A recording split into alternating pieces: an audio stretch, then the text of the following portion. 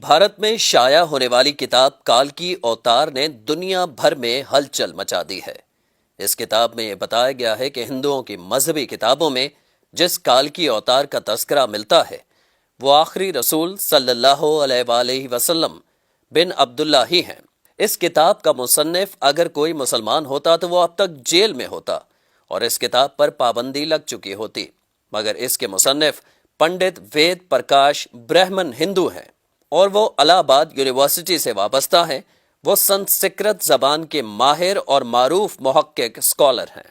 پنڈت وید پرکاش نے کالکی اوتار کی بابت اپنے اس تحقیق کو ملک کے 8 مشہور و معروف محقق پنڈتوں کے سامنے پیش کیا تھا جو اپنے شعبے میں مستند گردانے جاتے ہیں۔ ان پنڈتوں نے کتاب کے بغور مطالعے اور تحقیق کے بعد یہ تسلیم کیا ہے کہ کتاب میں پیش کیے گئے حوالے مستند اور درست ہیں۔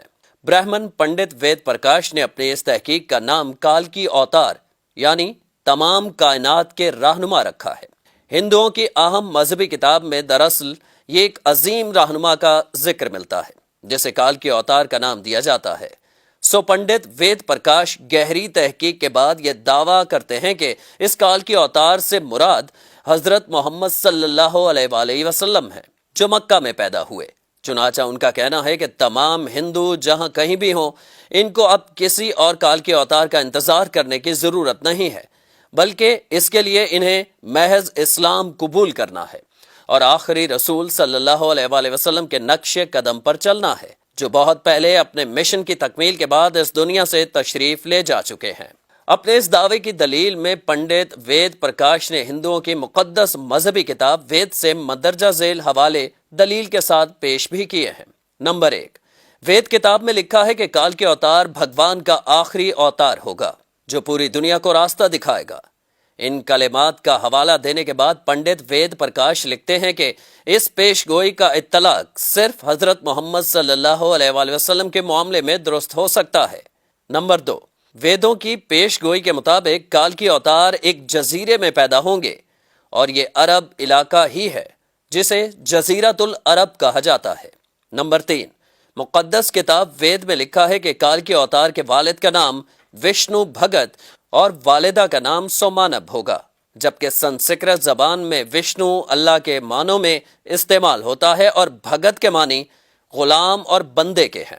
چنانچہ عربی زبان میں وشنو بھگت کا مطلب اللہ کا بندہ یعنی عبداللہ ہوا، اور سنسکرت میں سومانب کا مطلب امن ہے جو کہ عربی زبان میں آمنہ ہوگا، اور آخری رسول صلی اللہ علیہ وآلہ وسلم کے والد کا نام عبداللہ اور والدہ کا نام آمنہ ہی ہے۔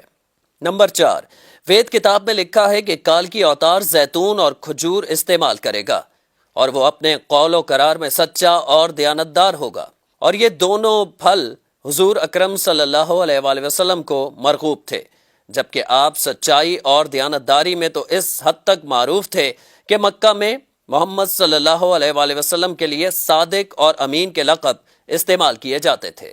نمبر 5، وید کے مطابق کالکی اوتار اپنی سرزمین کے معزز خاندان میں سے ہوگا، اور یہ بھی محمد صلی اللہ علیہ وآلہ وسلم کے بارے میں سچ ثابت ہوتا ہے کہ آپ قریش کے معزز قبیلے میں سے تھے جس کی پورے عرب میں عزت اور شام و عراق میں پہچان تھی۔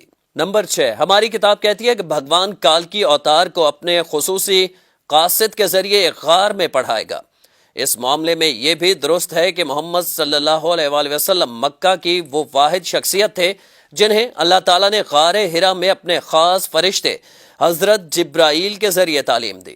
نمبر 7، ہمارے بنیادی عقیدے کے مطابق بھگوان کالکی اوتار کو ایک تیز ترین گھوڑا عطا فرمائے گا جس پر سوار ہو کر وہ زمین و آسمانوں کی سیر کرائے گا، اور محمد صلی اللہ علیہ وآلہ وسلم کا براق پر معراج کا سفر اس پیشگوئی کا مصداق بن کر اسے آپ کی بابت ہی درست ثابت کرتا ہے۔ نمبر 8، نیز لکھا ہے کہ ہمیں یقین ہے کہ بھگوان کالکی اوتار کی بہت مدد کرے گا اور اسے بہت قوت عطا فرمائے گا، اور ہم یہ جانتے ہیں کہ جنگ بدر میں اللہ نے محمد صلی اللہ علیہ وآلہ وسلم کی فرشتوں سے مدد فرمائی۔